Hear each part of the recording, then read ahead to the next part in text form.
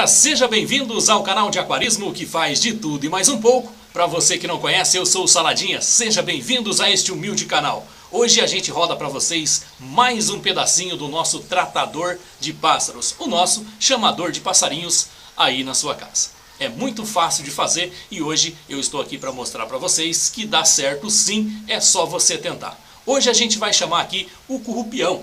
Apesar de eu não ver ele por aqui, né, onde eu moro, estou aqui no interior de São Paulo. Quando eu morava no sítio lá no Paraná, tinha muito lá.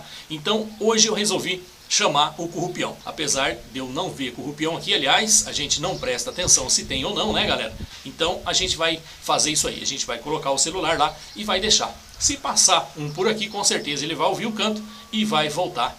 E vai até no tratador de pássaros, tá bom? O segredo é um pedacinho de mamão papaya, deixando lá no tratador de pássaros com o chamador. E como você vai fazer isso? Eu vou deixar aqui na descrição do vídeo, o vídeo do canto do pássaro currupião, que é esse daqui, ó. Você entra lá, está no YouTube, e você coloca lá no seu tratador de pássaros e deixa lá. Com certeza, se o currupião passar perto, ele vai chegar e vai vir até no tratador de pássaros, aliás, até no chamador de pássaros, tá bom, galera?